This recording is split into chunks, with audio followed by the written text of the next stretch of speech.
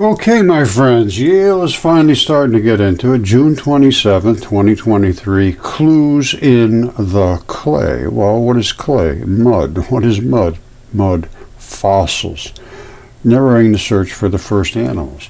Now, I dealt with the guy that's putting this paper out, Derek Briggs, and it didn't go as well as I had hoped. But apparently, it's just Briggs and his colleagues focused on sedimentary rocks. Anyway, this is right here.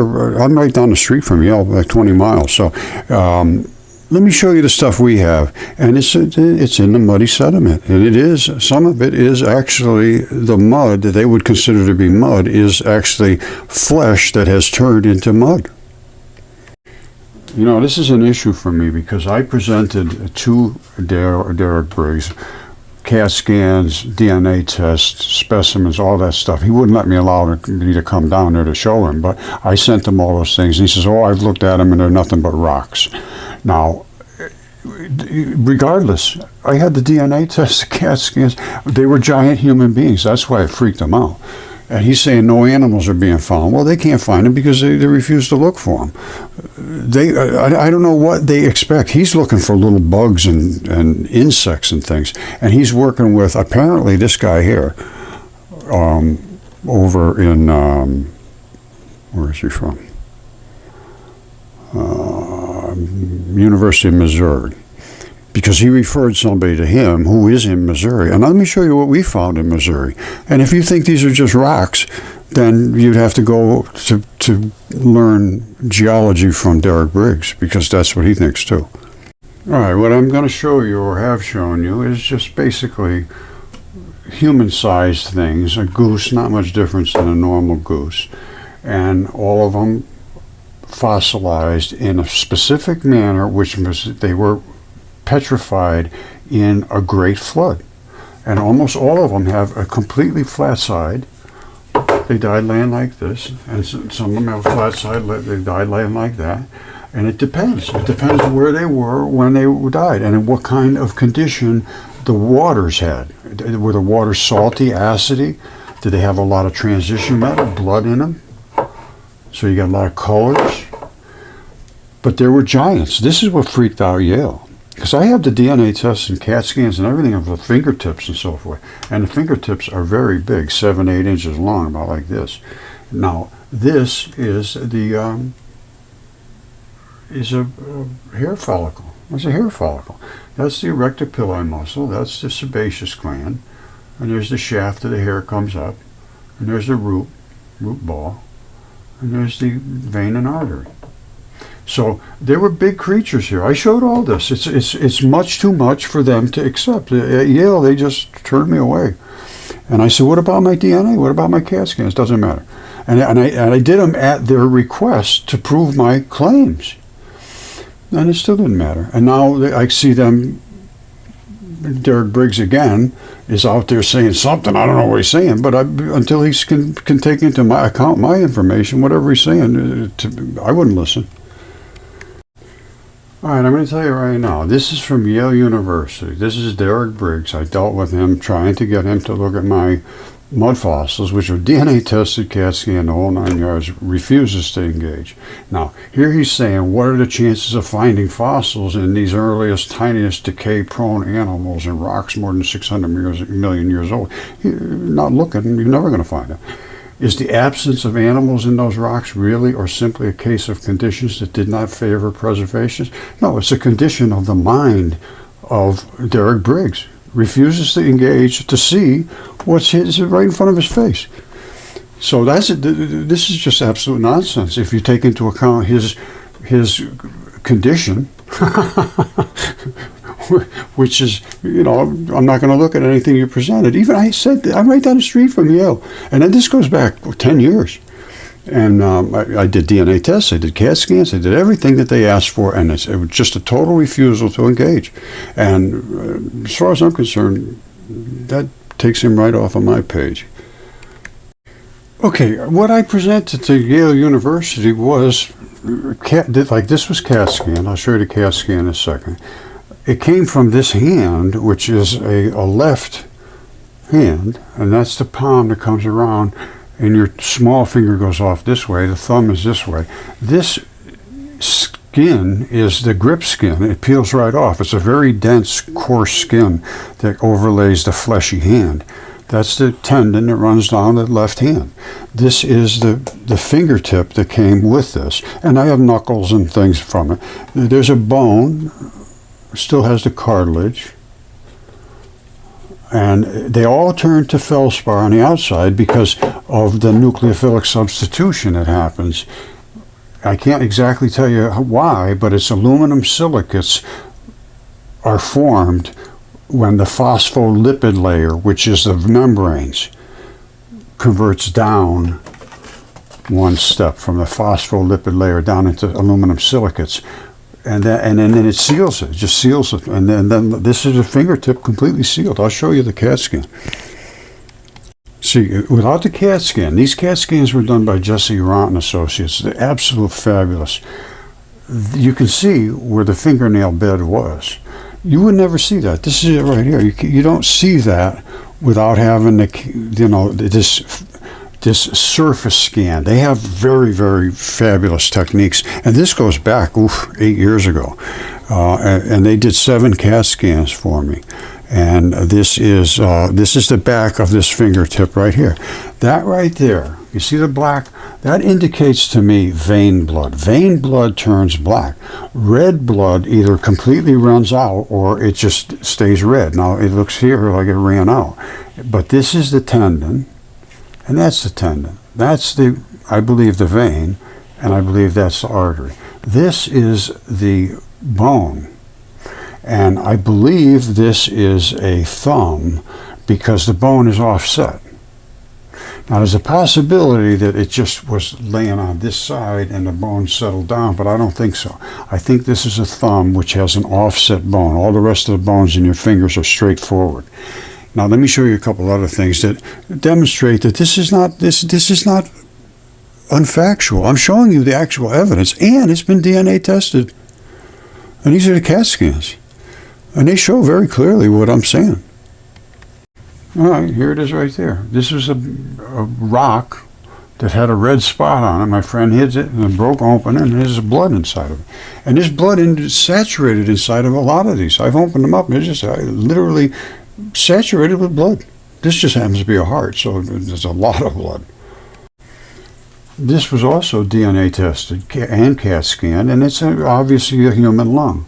And the blood coming out of here was just absolutely saturated red blood. And again, flat as a pancake, because all of these things were preserved in the Great Flood, and they are on top of the surface on the Earth. And Velikovsky recorded this flood 3,500 years ago. All the ancient texts say the same thing. Venus approached Earth for 7 days. It was ejected from Jupiter. This is what it says, and I see no reason to not give it credence. And it almost hit Earth, and at the same time crushed the atmosphere, boiled the oceans, preserved all the mud fossils. This is what happened. It was from a hot water, heavy, salty, saturated silicates, and the silicates were formed because of the heated phospholipids. And then they all preserved into mud fossils. You want to see something cool? At the tips of your fingers and toes, there's the vein and an artery. The 2 dots, those are the terminals. Now look at this. This is Stonehenge. Where is it? Hold on. I'll find you. Stonehenge, where are you? Here it is right here. There's the 2 dots right at the end. These are the 2 dots where the blood transfers over and comes back. This is what's called a heel stone. The heel stone. There was 2 of them. One of them's gone, and this one's left. That's the foot down the road from Stonehenge. Stonehenge is a monument to giants. And again, you see that flat side right there? That thing died in the Great Flood as well. This is on top of the Earth. They didn't go digging for these things. They talk about, this is a sarsen stone. They had to go a zillion miles away. No, a guy died there, and they call it sarsen stone. Call it whatever you want. I call it dead giant. See, that's what happened with Phil's. One of the red spots was coming out somewhere in an area here, and he just tapped it with a hammer, and that whole popped off, and then you could see all the tubes running down in. This is a I maybe showed you already, but this is what they call water opal. Now the first one I showed you was real opal, had all those different transition metals. This has none. This just filled in with silicates. A little bit of the red blood stayed, but not much. That's the ventricle wall right there, and that's one of these tubing plumbing pieces up at the top. And that's what happens. Inside here there is a ton of fibers. I have another one here that's cut open. You see what's inside of it? You see all that stuff? Those are all the heartstrings and all that stuff. Where is it? It's all that stuff right here. I have one here that's a real heart. Hold on. This is what's inside. That's it right there. Now the top was broken off, I think, and I just sliced it off. I can't remember. It's a lot of years and years ago. But that's what's inside of hearts. And when they fill up with silicates, the fibrous stuff, which is there's certain types of collagens that don't convert at all. They just stay fibery like that, even inside of clear stuff. Mitchell Hedges' skull is something very, very interesting. Let's take a look at that. Now don't forget, these are all fibers in here. Now, certain fibers preserve a certain way. They're all different. As you can see in the red blood, in the one that has the blood in it, wherever the blood is, these are all different chemistry. And that chemistry is unique to that tissue that is the ventricle walls. And it also here there's a certain distance it reaches down that's still part of that same fiber, and then it goes into some matrix of something else. And that's also very easily seen. Right here, you see it? It comes down into here, and then it goes into this jello stuff, whatever that is. Now mine, the jello stayed. We can see it. In the ones in when they turn to the red blood, all you can see is just, it looks like blood just made it turn into like the different transition metal colors, and it lost its texture, like all these different fibers. That's what it looks like to me. I don't know. Again, I'm just pointing out what I see. You see whatever you see. But this heart appeared to me was this way, and this plasma was up because this is all metals and it's sunk. Anytime you see these colors, they're transition metals, and that's what your blood is. Your blood is just saturated with transition metals, and they are the things that carry things in your body. Again, that's all of this stuff overlaps. I have to understand how your body works before I can understand if that's a rock or not. You got to understand every little bit of virtually everything if you're going to be in this business here. And you're going to say, oh, that rock right there is that heart right there. All right, and then when you break it open in the middle, that's what you find in the middle of a rock is a heart. And then there's blood, and the blood just dries, just like that. This was only, I think, an hour or two later after Phil hit it and broke it open. And I've had people, one right after the other, take 15-minute challenge. If you can't find a mud fossil in 15 minutes, you got an issue, not me. Every single rock, and I'm serious. You say, oh, Roger, come on. Yes, as far as I can determine, every single rock is either a mud fossil that was an individual body part, like this this hair follicle, and that's the erector pili muscle. Just look it up. And there's the sebaceous gland, and there's the root, and there's the blood vessels at the bottom. And there's the hair shaft coming up, and it's flat on one side, which means it's a curly-haired person. Now, I've done this for many, many, many years now. I know exactly what I'm talking about. So I will stand up against anybody, but I am not telling you to do anything or don't do anything, but I deserve a right to be able to speak about this and not worry about my channel getting shut down. And I do, I worry about it. At this point, I'm a little concerned because, I know I'm getting a lot of pushback by academia who just doesn't like the things I say because the things I'm saying just don't fit in with anything they were saying. I mean, if that's a hair follicle, which it is, that's a little different. Well, how are you going to explain that? Ask your professor to explain a hair follicle that size. This is what they're upset about. I think this is the best way to handle it. Just ask your professors to explain how this hair follicle got to be this big. That's the erector pili muscle attachment. That lets your hair stand up and flip around like that. You know how you get, you freak out and your hair goes up whenever you see some of my videos. This side right here, this is a sebaceous gland. You see it?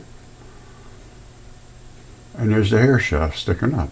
Now that's good size. That's pretty good size. Now if in a human, it's microscopic basically. Yeah, it's small enough you can see them quite easily with your eyes, but certainly nothing like this. And that's where the hair comes down, and that's where the blood vessels are at the bottom. So my point is, this is not what we've been taught. And it's being fought back at very, very strongly. And I have the evidence to show everything. And I did DNA tests and CAT scans and everything else on the stuff that I made claims about. And they're just rejected. They're not accepted. We won't look at them. I said, why not? It's dead silence. So that's what we have now in the science arena. And and they can keep you quiet, which they have. But I don't think it can last forever. I mean, just the evidence is it's unbelievably overwhelming. And it's not meant to hurt anybody or cause any issues. But I'm going to tell you right now, the whole Earth is nothing but biology. You see this? That's Uluru, which is Ayers Rock. All right? It's over in Australia. Gigantic megalith. Right here. You see what this is? You see that texture? Let me show you something. That's heart muscle. This is heart muscle. That is a heart. Believe me, I looked at it very carefully. It is a heart. And there's inside, you see these big, these are like almost like blood vessels, balls of blood. This whole thing is right there, you see? Those are all, the muscle is banded just like that, and it goes bloop, bloop, bloop, bloop. That's exactly what you got. And if you come in real close, you can see this is all that pattern that I'm showing you. This stuff here is muscle tissue. And let's see if I have one with the, you see, here's the banding right here. Don't forget, that's this. The banding, and the whole thing just sort of twists when you're alive, and it breaks off right here. That's the stuff that Phil had, where all that plumbing just pops right off, and then you get into the lower part, which is where the muscular stuff is. But you had all that blood still runs through that area. You see right here? Snap right off there. All the blood's still running through there. It's so it's going this way and that way and back and forth. And some of it's, red blood. Some of it's used blood. But that, my friends, is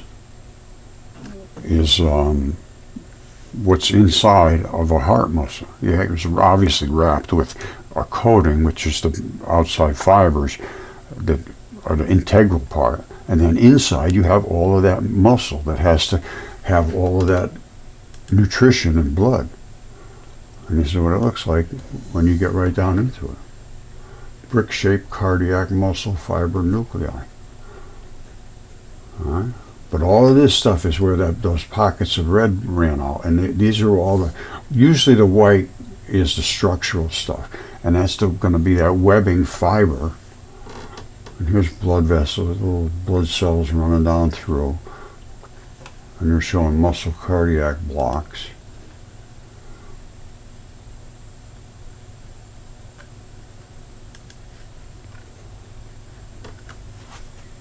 It's a strange world, and there's a lot of pushback to engaging and thinking about it this way, because it changes everything.